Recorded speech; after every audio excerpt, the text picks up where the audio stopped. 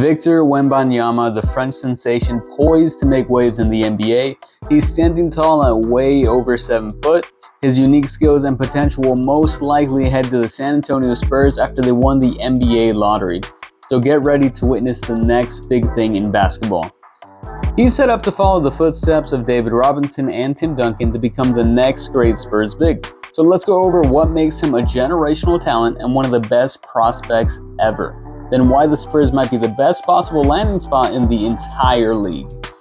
Let's start with the obvious. The first thing you point to when talking about the French big, he's insanely physically gifted. He stands shoulders above his peers, well, because he literally does. Wemby stands anywhere from 7'3" and 7'5", depending on where you're getting your news from. On that lower end, he's the second tallest player in the league behind Boban. On the high end, he's a full inch taller than him. His wingspan is reportedly 8 feet, ranking him 2 inches lengthier than the current leader, Mo Bamba. By itself, that's a crazy player profile, but he uses this height in a different way. He's not a bruising post big. He isn't going to overpower the average NBA center. In fact, most fives are going to bully him all day long in the paint, but that's okay. Paired with the right teammates, the Spurs can hide Victor's weaknesses and highlight his strengths, because he's not going to be your typical big. He is a fluid, off-the-dribble shot creator more in the mold of a Kevin Durant while being a mobile shot blocker at the same time. If he can add some muscle to his frame or learn how to use his tall but skinny frame to contest shots effectively, he can become a defensive nightmare simply just by standing near the rim. On offense, well, a traditional big might not have the speed to keep up with his array of dribble moves, and anything other than a big won't even have the height to effectively bother his shots. In fact, I don't think most bigs can even contest a clean shot from Victor because his release point is so absurdly high. We have yet to see a player physically built like this before, but let's talk about the actual skills that he brings to the court. Now first, he's as big of a lob threat as they come, pun intended. His combination of reach and speed means he's liable to go up for an alley-oop at any given moment. His ability to crash the glass and get easy putbacks should be a given, but again, his typical big skill set isn't what makes him valuable. This just gives him a very high floor. His guard skills is what makes him a versatile player. Theoretically, similar to a player like Nikola Jokic, he can play at any role/spot on the floor. Initiate the offense, check. Pick and roll as the ball handler or the screener, check. Spot up to space the floor, check. Post, mid-range, or beyond the arc dribble shot creation, check, check, and check.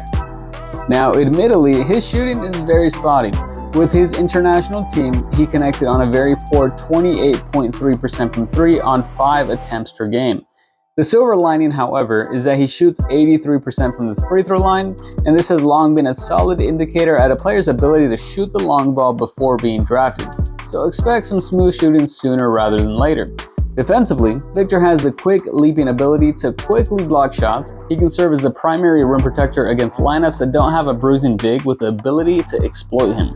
In fact, he could be lethal against small ball teams who normally take advantage of bigs by putting them in uncomfortable situations. Victor's feet are so quick, giving him the agility to guard in space. He has the potential to guard modern forwards and switch onto guards when needed. Now, as for why the Spurs are the best team for him, it really just boils down to culture. When you think of a Spurs player, you see a well-mannered guy. Fundamentals are sound, and personalities are controlled. A young guy coming into the league needs to be able to get the basics down and keep himself level-headed. I mean, look as recently as Ja Morant, who is now more likely to become Gilbert Arenas than the next MVP. Another example is DeJounte Murray, who has become a huge personality, even though on the Spurs you did not hear about it as much. The first few years of a player's development is crucial to creating good playing habits. And on top of that, the Spurs are quite experienced with working not only with Hall of Fame level talented bigs, but also they're well versed in working with international players. Tony Parker, Manu Ginobili, Boris Diaw, Patty Mills, just to name a few. Pair this type of environment with one of the greatest coaches of all time, Greg Popovich, and Victor could not have landed in a better situation, ready to help him unleash his full potential. Let me know what you think in the comments. Thanks for watching.